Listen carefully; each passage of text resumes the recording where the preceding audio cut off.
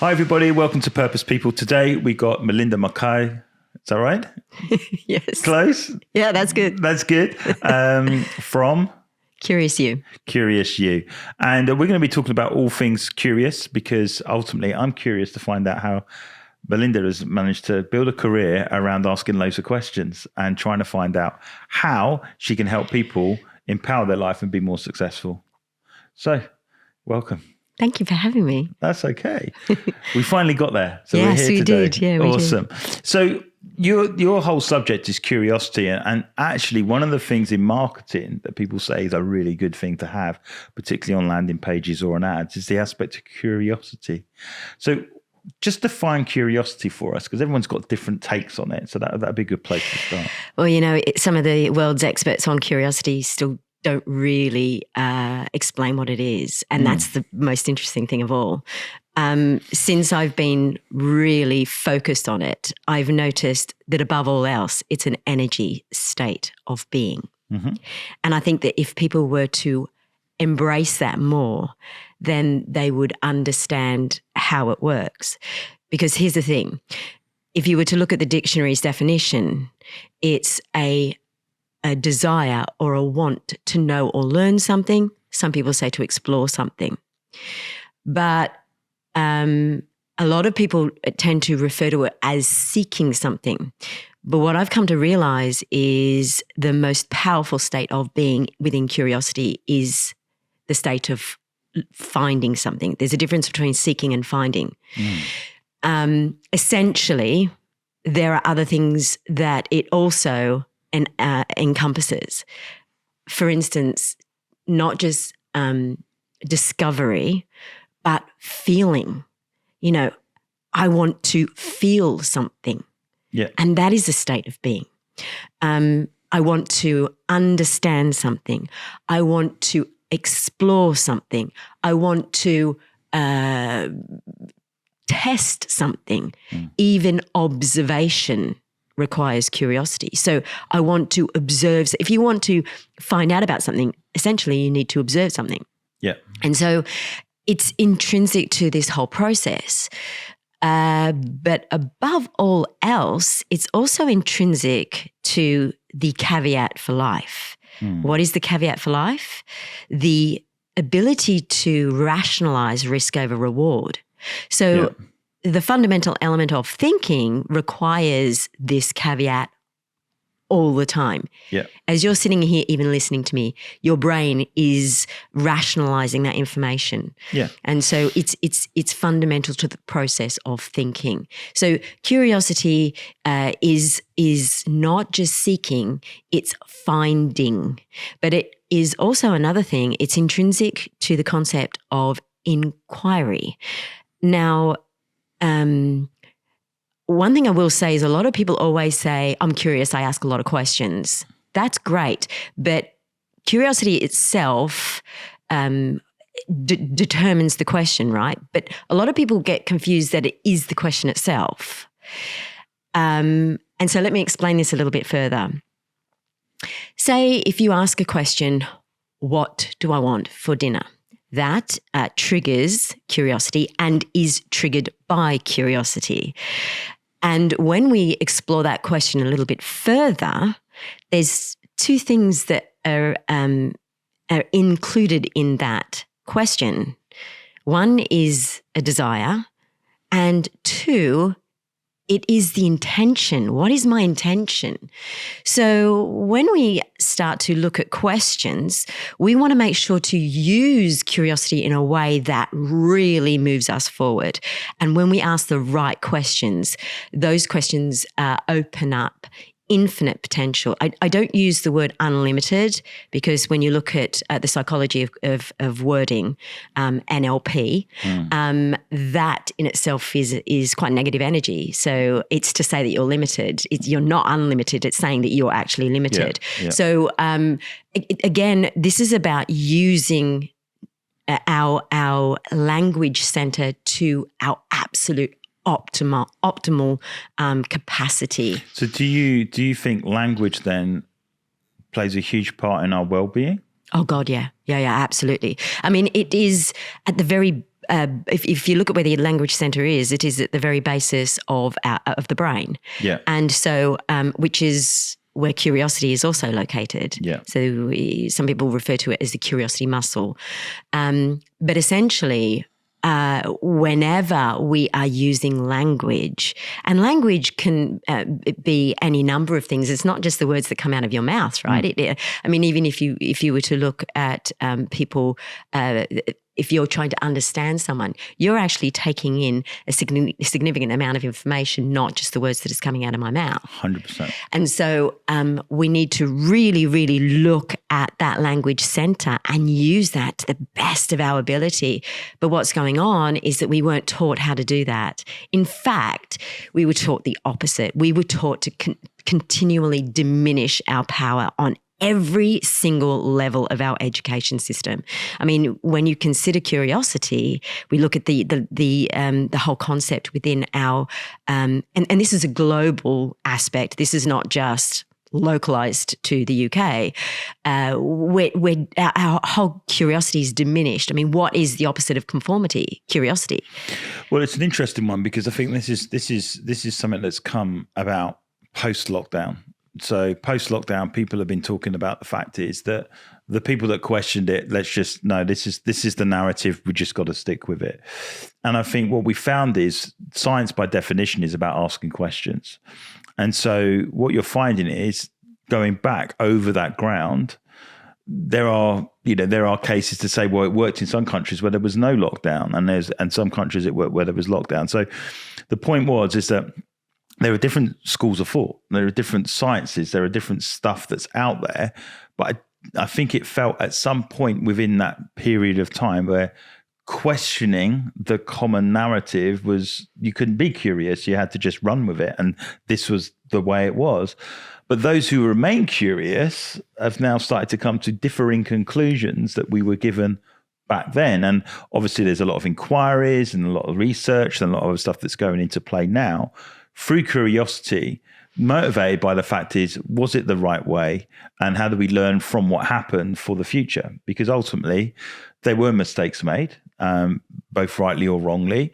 But the reality is we need to understand as people and as humans that do we spend a bit more time, or was there time to have those questions where we could actually debate it or discuss it or ask that much wider question in anything. I was just watching a thing this morning in the football. So there's a guy called Vinicius Jr.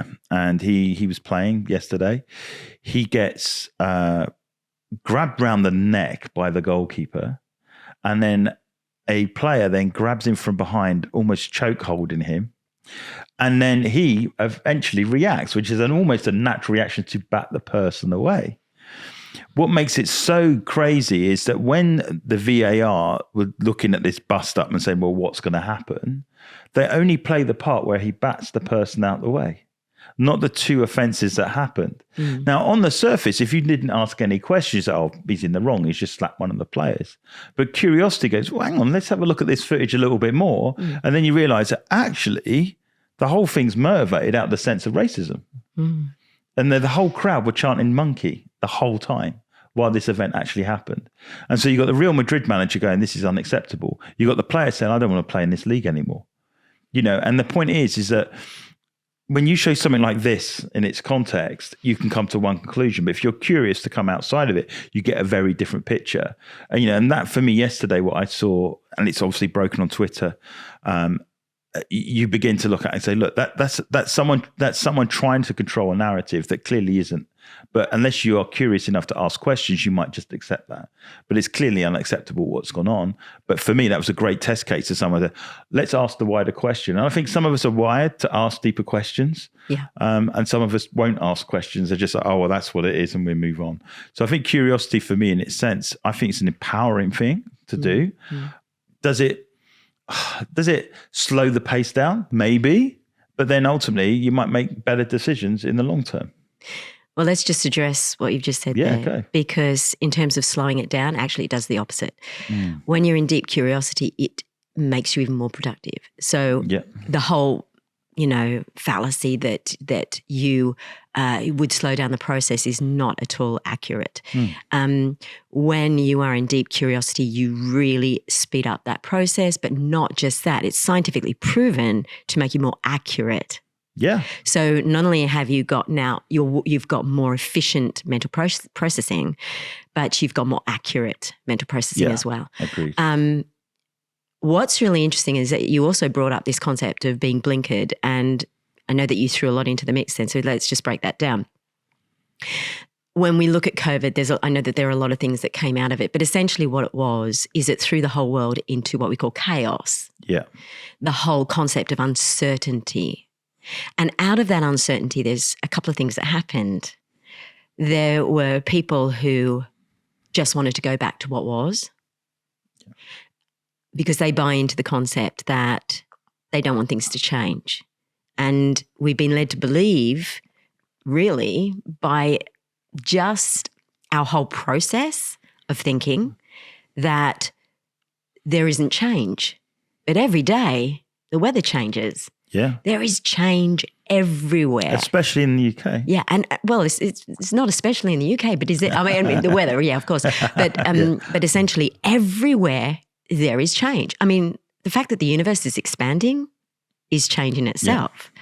So what's interesting is that most people struggle to embrace this concept of change.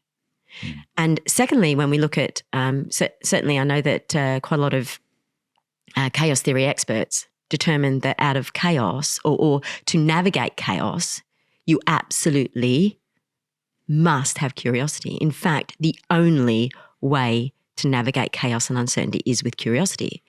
So when we start to ask these questions, what's going on, for instance, we start to discount then what we think we know. There's a company in Japan that refers to the question of what if? What if I could do this? What if I could do that? Now that's great, and that's obviously living off the premise of curiosity, and to a degree that works really, really well. But on the other hand, that's based on an assumption that they already know something. So it's about I kind of call it a bit like, let's take all your toys out the basket. Everything that you think you know, take it out the basket. And when you do that, you start to open up more potentiality. I use the word potentiality. I don't use potential because there is a difference between the two. Mm-hmm. Potential is the concept that you think you know something. Yeah. So you think that you know your potential. That's on the assumption that you're locked into this concept that something will happen. Potentiality is everything else. And if you look at quantum mechanics, there is a law that's called superposition. Superposition is the concept that everything exists across all dimensions of time, space, reality. I know that's a bit, however, that's been proven. It is a law. And so potentiality is just that. I would much rather live in a concept of potentiality where all possibilities can exist. But do you think where the balance of asking lots of questions, but do you think at some point you've got to answer them? I don't think you need to ask a lot of questions. Okay. I think you need to ask the right questions. It's a big difference. But can you come to a conclusion in that process? Correct. Yeah. To a degree. Bearing in mind that questions always generally trigger more questions. Yeah, but there has to be for me, there has to be a point in that questioning process that you arrive to some kind of conclusion. Otherwise, you'd never move forward, right? Correct. However, the premise of what I'm trying to explain is that because you constantly rely on what you think you know, the questions that you ask generally are based on what you think you know. Yeah. But by asking particular questions, you can actually open up that process to everything else you don't know. Yeah. And that's the finding concept. Mm-hmm. So the seeking concept is relying more on what you think you know. Yeah. And the finding concept is everything else. And I'll give you an example here. I, in my becoming of understanding this whole process, which was over a period of time, I remember being told years ago, everyone has a book in them. And I was like, what? I mean, I barely even passed English at school. So for me, that was just an odd concept, and I certainly didn't believe it at the time. And I came across an anomaly in actually British, the royal regalia, the crowns. And I started to explore that. I was like, wow, the coronation crown, St. Edward's crown. Yeah. That's not the original. And so I thought that concept was just mind-blowing. It's like, what do you mean that's not the original? Well, where's the original? So my brain starts going into, well, I want to know more about this. Finding, not seeking, finding. I was in an incredible energy, took me down a massive route where I ended up writing 300,000 words. That is the basis of 2 books. I'm yet to be published because I've got to get them edited. But the point is that I wrote 300,000 words about a concept that I had no information on at all. And I wrote it in a way that it was kind of like Jane Austen, which is like, years ago, I would never have entertained even reading a book from Jane Austen, simply because I couldn't understand that language. To me, that was like gobbledygook. It was a different language altogether. It wasn't English to me. But I started to go, okay, well, how could I say this even better?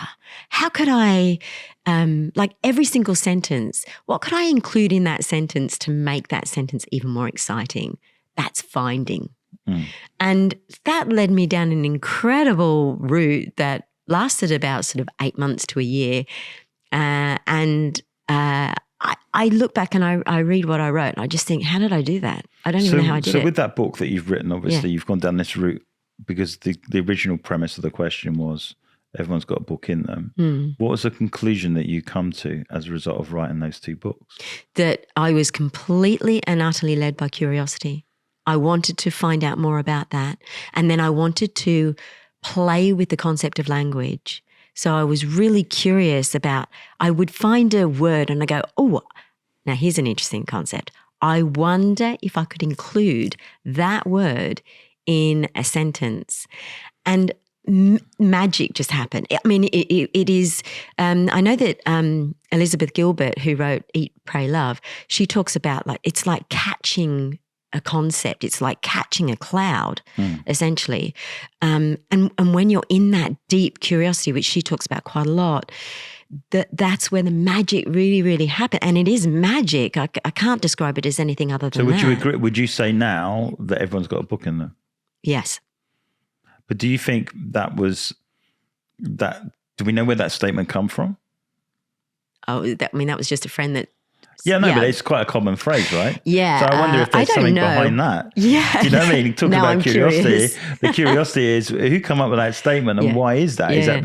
Did it originally come from a reporter? Did it really come from an autobiographer? Did it come from because there was something else connected to it? That's the purpose of curiosity. Is well, how did we come to that statement? Yeah, and let me just carry on with that, because interestingly enough, according to statistics, the British use Google the most in the world, right? Okay. I don't really knew that. Yeah.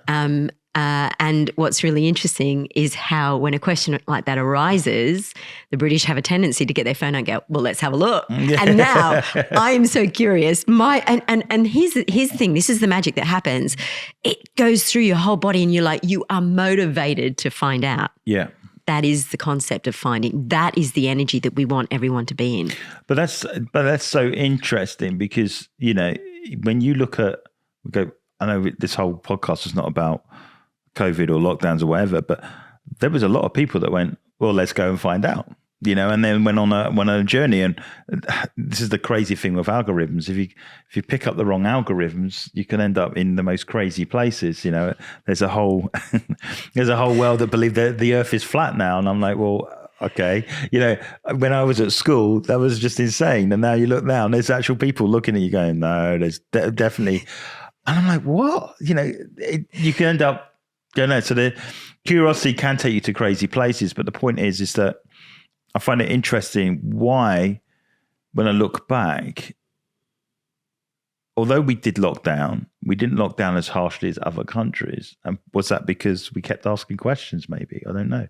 From the top down, is this? Because we naturally go and check it out. Because, some countries, lockdown, our version of the lockdown was nowhere near as harsh as some of the other countries that were locked down.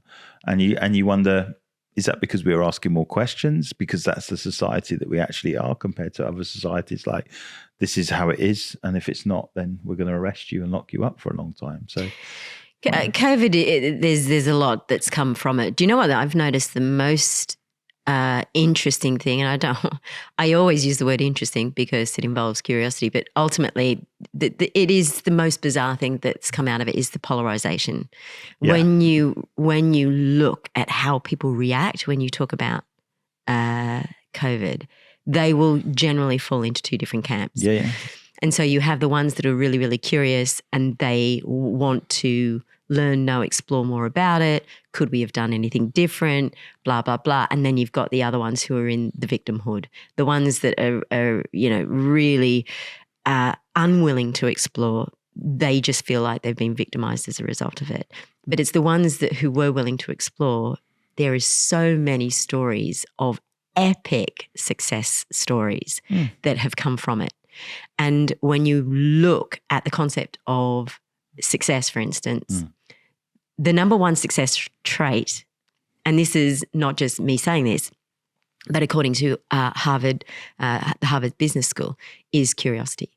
And when you look at that process, what's interesting is that anyone who's extremely successful, they are the ultimate curious person. Oh, 100%. And I think that, and I think if you are an entrepreneur and you are starting a business and you're trying to engage a new audience, one of the key things you lead by is to create that essence of curiosity. Like at the moment we got this thing called ChatGPT that everyone's talking about, and that's not the only platform that's there. But it's curiosity to say, okay, we can just ignore it or we can explore it. And I think, again, we go back to two camps. You've got a camp that's very much, this is Skynet, Terminator 2 territory, and we're all going to get killed by robots eventually. Or there's or we're going to lose all our jobs. Yeah. Or we got the other thing, then, well, how do we take this and empower what we're currently doing, and can we automate some of the more mundane tasks in order to free us up to be more expressive or more creative and stuff like that? And generally, I think there's that camp. It's almost like that, there's that fear element. There's people that almost lean always on the side of fear, and there's people that almost lean onto the side of faith and exploration. And I think maybe there's a third way where there's a person that's happy to have a conversation in both camps, which is kind of where I sit. I'd rather like discuss that one and discuss this one and not take a side, because it's not that I'm Switzerland, but it's like I can come I can get better decisions as I'm hearing the narrative from both sides. Yeah, and that's quite rare. It's quite surprisingly rare. And I'm really pleased that you brought up ChatGPT or the concept of AI. Now, so you mentioned the question of like, what can I? So here's a killer question. What can I benefit from this? So on that hand, you ask that question. Yeah. How can I benefit from this, or what can I benefit from this? But I do want to bring up this concept of AI and the reliance that we currently have on any technology. Yeah. Because essentially what we're doing is relying very heavily on technology right now. But there is a real question that I have, and it is quite concerning. You see, yes, you're using curiosity in a way to, okay, how can I use this to my advantage in terms of how can I get the most out of this? And yes, it will definitely increase your productivity in terms of maybe the time that you spend writing an article, as an example. However, my biggest concern with AI that I don't think anyone's seeing is that curiosity is a muscle, and if it's not used, it deteriorates. Yeah. And there is correlation between negative mental health and lack of curiosity. Yeah. And there is also correlation between, for instance, not just mental health. I'm talking about when you get to a certain age group, the deterioration of our brain in terms of, for instance, dementia or Alzheimer's. Now, so you can actually reduce those risks if you're curious. So so it's a curiosity muscle that I'm looking at. And when you're creating something that people want to read, you generally would go down that whole curiosity route of how you can provide as much information as possible. And I think that's what we're going to weaken. And when we weaken this muscle, what happens is we start to rely more on our assumptive thinking. We're automatic in our thinking. For instance, you may have noticed in the language that we use these days, kids in particular pick up information very quickly by the use of metaphors. Yeah. Everyone in storytelling they refer to metaphor, or they use metaphors all the time. It's a bit like this or it's a bit like that. You'll notice I don't use metaphors. I don't use similes or anything like that. And the reason why is because I want to get people to start thinking about the information.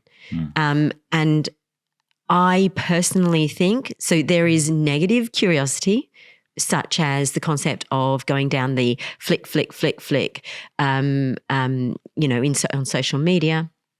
That to me is negative curiosity. It really doesn't do anything other than keep you stuck.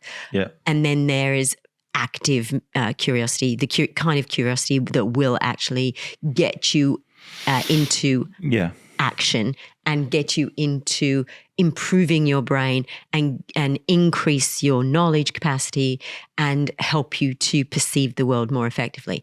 And I do believe we're going to see a fundamental shift in the way that the brain works. So you're going to have this laziness. Oh, I agree. I think that's what I've seen. I think those people that are going to use ChatGPT and write me a blog and then click, there you go, or make it a bit more edgy, click, all right, that's it, cut and paste and drop in. What people don't see with AI is bringing information from a data set, which is in the past, by the way, and represented it in the future as a filter and go, this is it. Now, curiosity would say, that's only one source. Yes. Whereas people see that as the source. And I think that's the danger, that these data sets are not the source. And you only have to test it. You only have to test it by asking certain questions, and you realize that the source in itself is biased around certain things. Yes. So if you type certain questions, you'll get one answer, and you type some more, you'll get a very biased political view, racial view. You can test it and you go, okay, so where's this data coming from? The other thing that's not mentioned is that data set is everything in the past, but everything in the future is where curiosity kicks in. Yeah. So when I write blogs, I'm writing blogs from the aspect of bringing new concepts. Yeah. So that's why I don't use it. Yeah. I don't use it either. because I might use it if I'll come up with a few hashtags and just to use it as a bounce back machine, but I'm not using it as a writing tool, because the concepts that I'm bringing to the table are curious concepts that I'm exploring. I'm in that zone, and that information won't carry that. Yeah, I absolutely agree with you. And I've read your blogs and some of your articles, and they are really, really good. And you can tell. And here's the thing, then it becomes a question of, is content worth anything anymore? Well, you cheapen it, absolutely, because then it becomes like it's a distraction, and it's just like social media said, it becomes doom scrolling. So now blogs become doom scrolling, or books become doom scrolling because they're so all of a sudden it's just laziness. We're putting words on a page, but we're not asking. Doesn't mean why. anything. It doesn't mean anything, and so it almost goes back to like with my kids. They're doing the Duke of Edinburgh scheme, and what I love about this Duke of Edinburgh scheme is they're having to literally go back to a map and a compass and discover where they're meant to go. There's point A, there's point B, they need to go. There's no phone that they're relying on. They're having to learn how to navigate the world without tech. And there's part of me deep down that almost hopes that there is that switch off from tech where people go back to the way we used to do things, or say, well, tech has its place in this world, but it's not going to invade everything. Yeah, and at the moment, I do think that it is invading everything, and I love the concept of orientation, and that brings me to a concept which is a Welsh concept called Cynefin. And Cynefin is when we go through life and not see our own environment. And we're doing this all the time. And this is the problem. We're not seeing our own environment. We're so busy on everything else that we're not seeing the potential that's around us, that's surrounding us, that's right here, right now. And it's such a beautiful concept. And I think if you were to look at pretty much anyone who it specializes in consciousness will tell you to look at your environment, be within the moment. And that is what Cre8ion really is. Yeah. So it's a case of how can we really enjoy our environment? What can I see even within my vicinity that I've seen? I don't know if I've lived in the same place for X amount of years. What can I see that's different? And it was really interesting because I did this the other day when I was walking, and quite often I can get right up in my head about things and I'm going over information and then all of a sudden something passed my nostrils and I was like, what is that smell? It was so pungent. It wasn't a bad pungent. I immediately, it snapped me out of my reverie right there and then. Yeah. And I all of a sudden went into, what is that? What is that? And then I realized I had spent an hour of my walk completely going around a concept in my mind, snapped myself out of it, got into the environment, started to sort of count the flowers. I wonder how many flowers. I wonder if that flower smells. I wonder if this flower smells. I wonder if that flower smells. And then all of a sudden the concept came to me, snapped back into it. And I was like, I found my answer. And that's how it works. It's kind of like, that's how the brain works. And that's why curiosity is so amazing, is because it doesn't necessarily mean you have to be in it all the time. Your brain is so clever. You only need to ask a question the once and you don't have to stay in that energy. You can then go and do whatever it is you need to do, which is why I always say ask questions when you go to bed, because in the morning you'll find the answers. And that's how the brain works. But you need to be able to take yourself out of that constant, mind chatter that we're in. Yeah, and I think that's the problem is that the outside influences that are vying for our attention help us not live in the moment, not be present in the present. And it can be. Years ago with my family growing up, we'd watch a movie and we'd be all in that movie together. Now we're watching a movie and going, hey, like someone's on the phone or scrolling and whatever else. And it's like, well, and then you go, do you enjoy the movie? Well, not really, because I was on the phone. Now, the experience of that movie in the home to the experience of the movie in the cinema is one of the things the cinema do is turn your phones off. Yeah. And I think the last time I went to cinema, there was a voiceover very much said, sit back, switch off and enjoy the story type thing. And I think that's where we find ourselves in the home. There's so many things vying for our attention. It could be someone knocking on the door. It could be your phone going off. It could be so you find it very hard to, when you want to be curious and you want to go deep, because there's so many distractions trying to pull you away from those type things. And so I think for me, with the whole curiosity thing, is that curiosity, it forces us to be in the now, to be in the present. Yeah. It's like, right, what do I need to remove so I can now explore?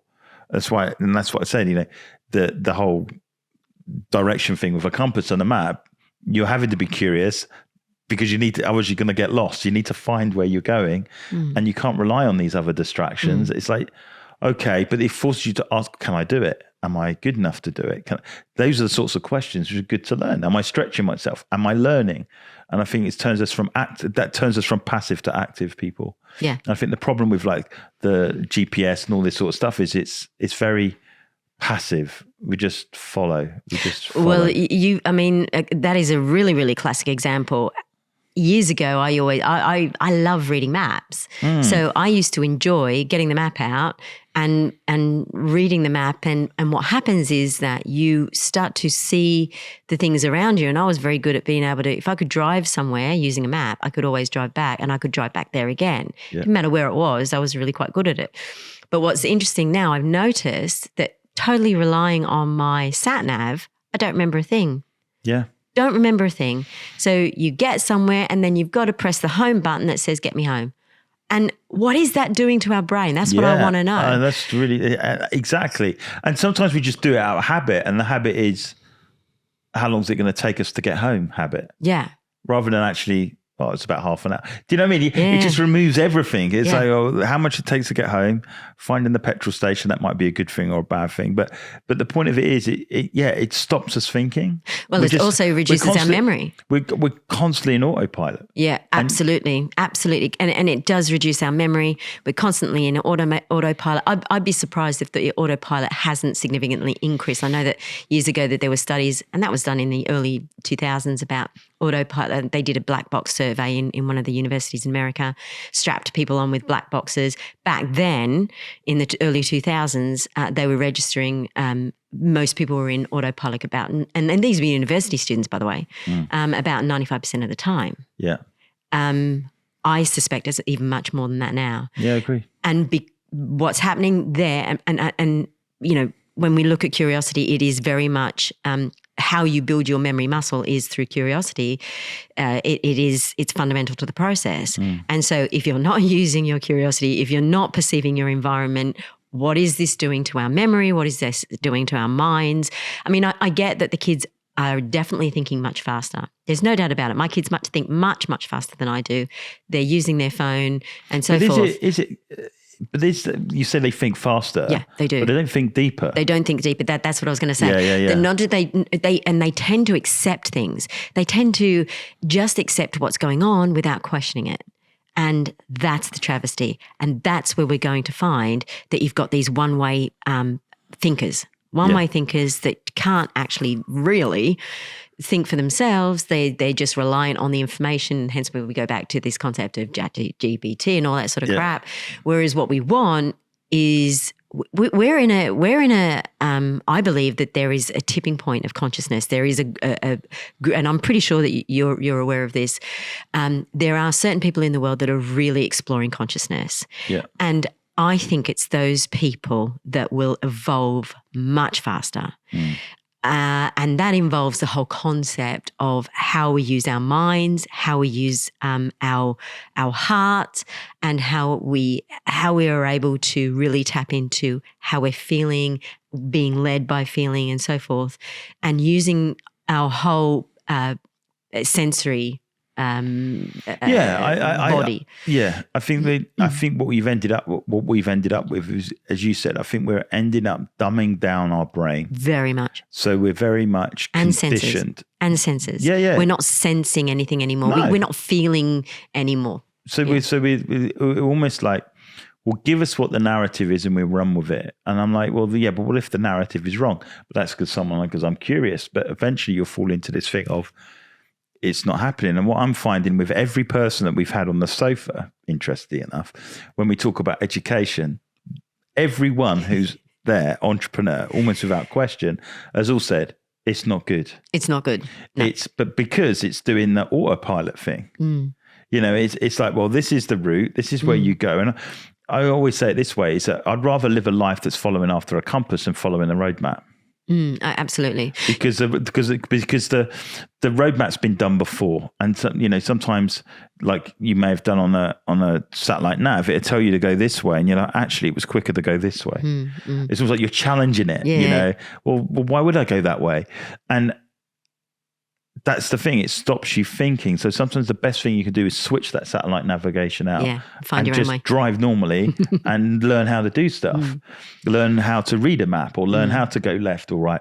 I mean, you know, some people might argue it stopped the arguments in the car in terms of directions to get somewhere, but I just sense that there's this battle between autopilot and being conscious, and this thing of, in education, that's what we're wrestling against right now. It's like everyone's turning into a drone, when in fact the people that ask questions are the rebellious ones and don't fit that system. And the entrepreneurs I'm around are saying, I'm not making my kid an autopilot, I'm taking them out. And I'm going to get them to think for themselves and ask deeper questions. Yeah, absolutely. Because while mum and dad are working 2 jobs to keep the house, the kids are being programmed to be autopilots and not think for themselves. And I'm thinking that's not healthy at all. The whole system is stacked up to create drones rather than creative thinkers and entrepreneurs and, change agents. It's like, no, we don't want that. We just want this. Well, the other thing is, and I'll just very briefly touch on this, is this concept of when kids leave to go to university. My daughter, I've got one in university now, and the other one has decided to defer. And the reason why she's decided to defer is simply because she's just not sure. And a lot of the kids, you'll notice, just aren't sure. Now, there's been a study done. The difference between the kids in Scotland, who they don't really hone in on their subjects, whereas in England and Wales, they really hone in on their subjects so that you get to a point where year 11 and 12, they're only studying 3 and 4 subjects. Yeah. And what that does is really make them very blinkered and reduces their whole concept of perception of the world. And as they do that, they're more and more struggling. Whereas the kids in Scotland have a high percentage of going to university straight away because they're not so blinkered. Yeah. So this is now a fundamental problem with our education system. But there's something even more fundamental, and I want to touch on this, if that's okay, because I appreciate that every entrepreneur talks about how people aren't prepared for the world. We're taught mathematics, how to add up, and we're taught how to draw, and we're taught how to measure things. But we're not taught the fundamental measurement that is most important, which I mentioned earlier on, and that's this caveat for risk over reward. If we were taught that, the whole concept of thinking is a process. It goes through it's actually quite a long process, but it happens within the blink of an eye, the split second. Yeah. This is what we really need to understand. We need to teach the kids what the process is and how to disrupt that process. If we do that, then we can move forward in leaps and bounds. But at the moment, and we see this now because look at mental health issues. Mental health issues are spiraling, disproportionate to the so-called, treatments that are available. Yeah. Why aren't the treatments working? Because they're not addressing the problem. No. I actually believe that there is a really simple solution, and I firmly believe this because I used to suffer with mental health issues and a variety, so I have full-blown experience in various different concepts. Yeah. You look at any concept. For instance, anxiety on the internet, it'll say, here are the symptoms, right? Yeah. Doesn't explain why you have those symptoms. No. And so what I do is I teach people to look at what's really going on. Yeah. What is the concept of anxiety? What is it? It is forward pacing. It's your brain forward pacing the what ifs, catastrophizing. What is depression? I believe depression is your brain trying to find meaning. We are meaning-making machines. Yeah. And as we try and grasp the concept of meaning, if we don't understand it, we don't get the answer, and this is the negative spiral of curiosity, by the way, then you then go down into this very serious negative spiral. And I'll give you an example of this. If you've ever been ghosted by someone, I was ghosted many years ago by my so-called best friend. She just completely ghosted me. And it just absolutely destroyed me. And I went into a negative cycle. Why did she do that? What did I do wrong? What did I say wrong? Yeah. What did I do? Blah, blah, blah, blah, blah.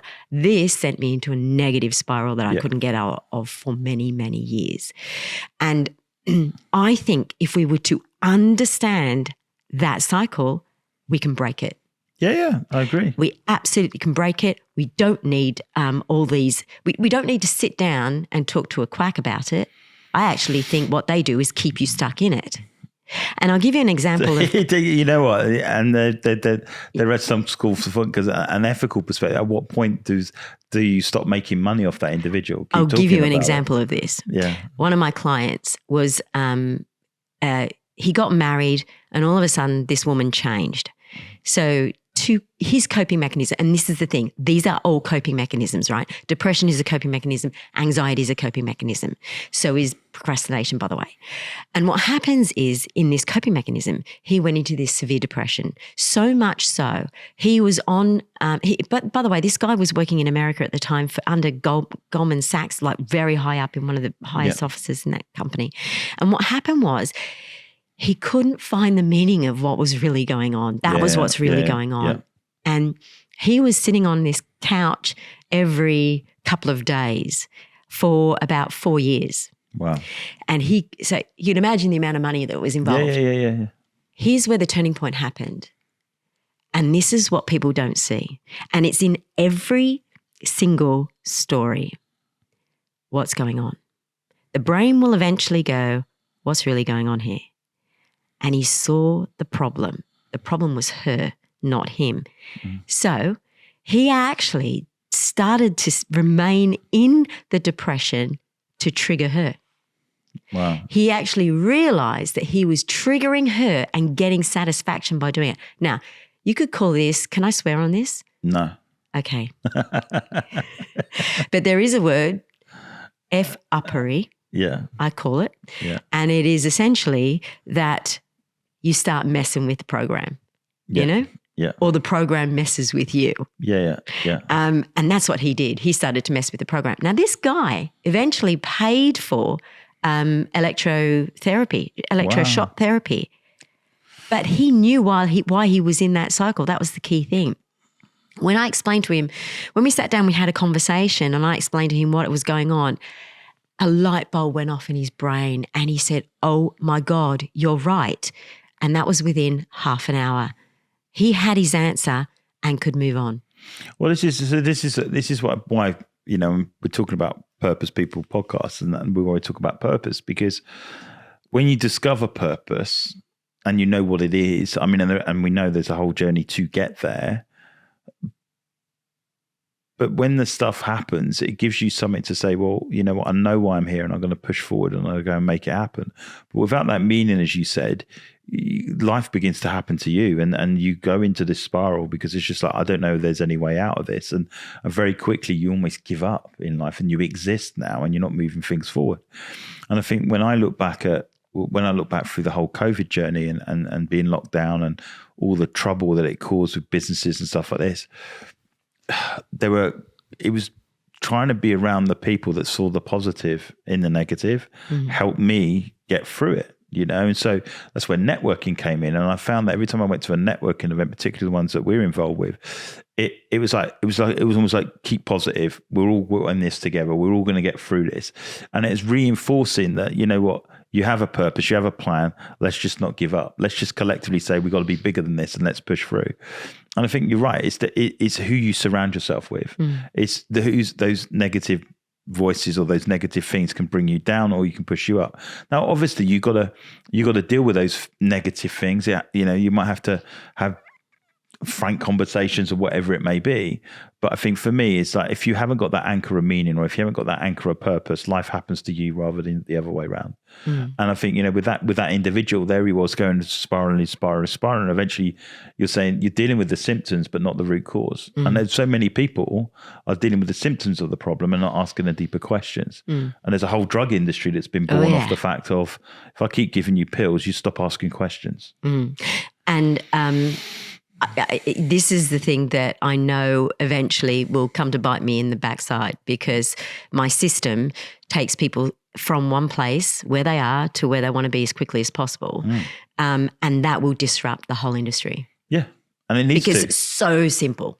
And it's for me, it's mad. It's mad enough in the UK. It's worse in the US. Oh God, yeah. They show they show an advert at 10 o'clock in the morning and already got 6 ads in there saying, get this pill, that, whatever. And sometimes you watch TV and sometimes it's more interesting to watch the adverts than it is actually watching what's actually on the television. And for me, it's like we got this whole escape culture, escaping from real life, when in fact that's not the solution. The solution is to get back into real life and say, why? Because we haven't been taught the fundamental mechanism that determines how we cope. Yeah.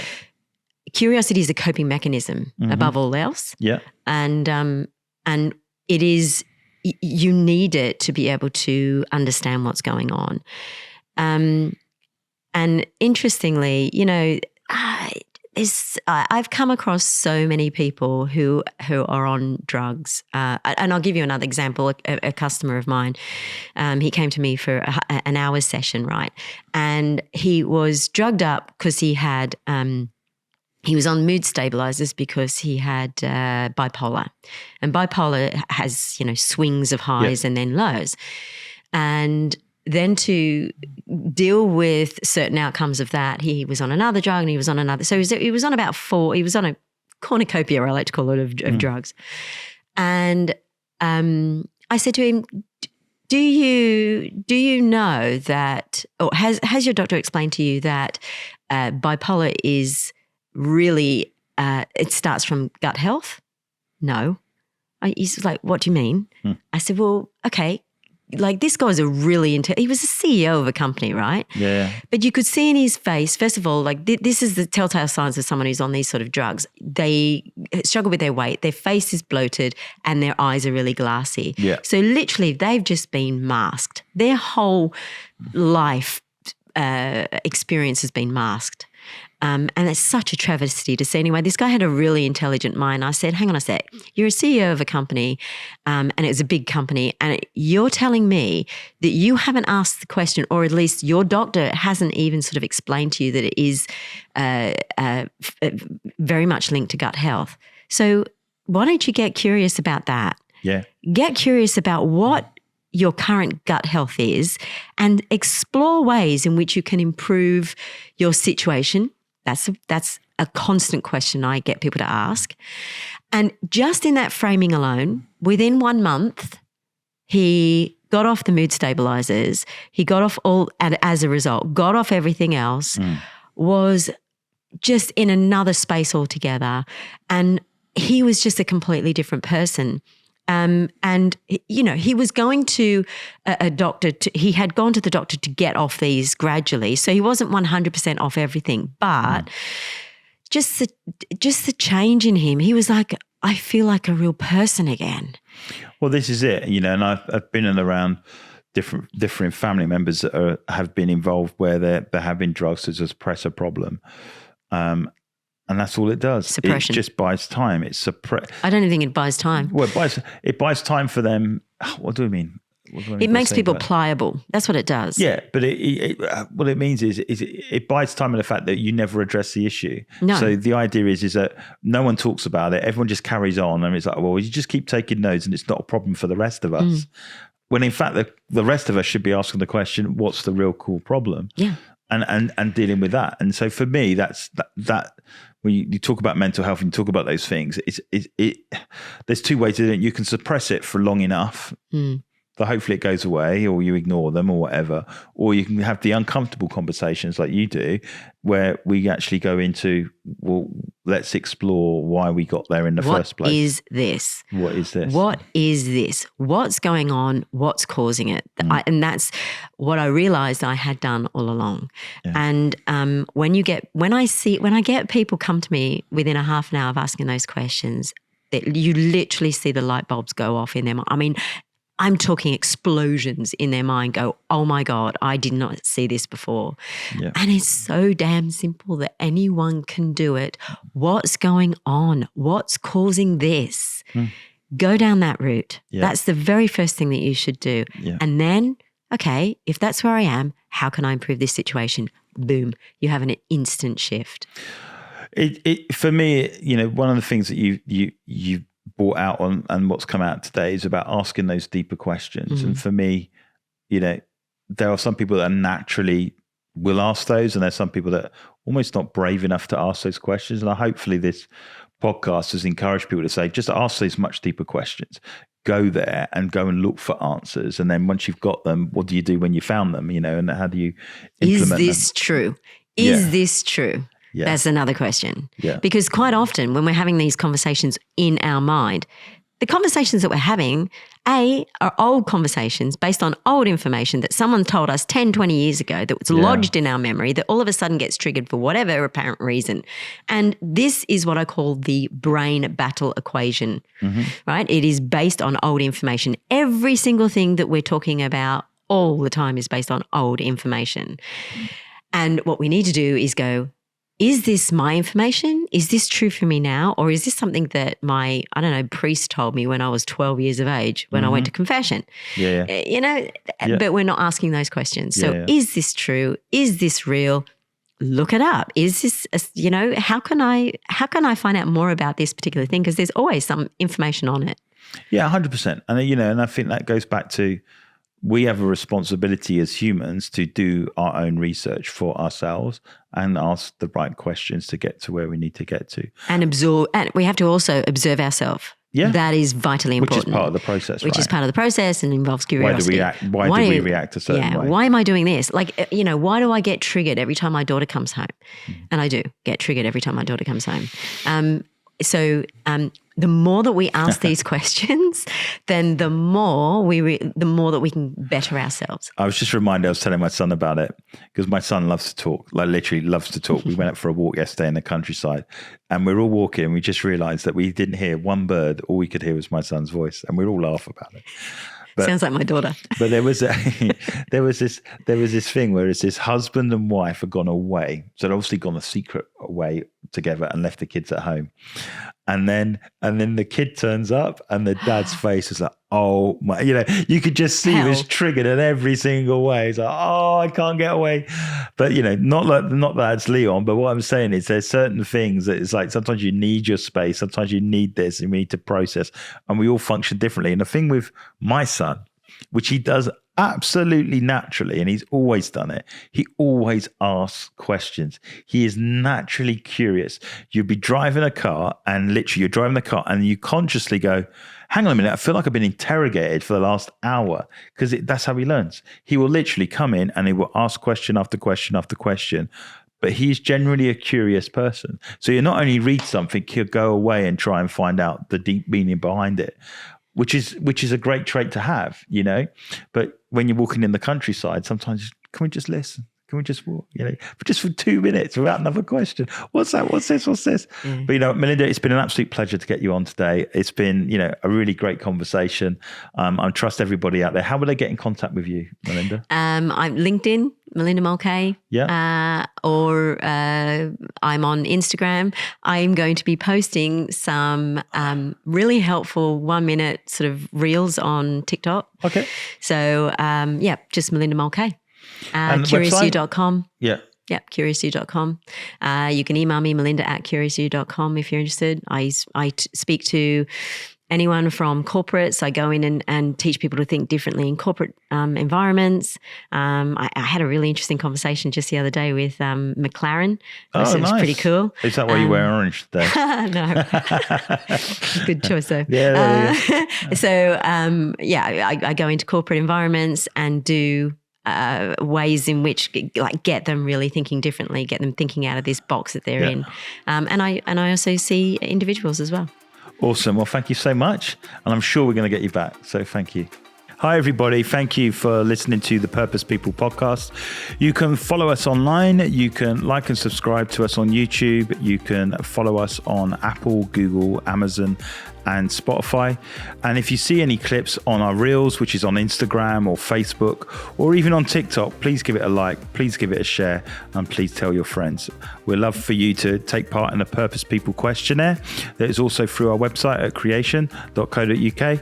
And hopefully you can find yourself living a life on purpose.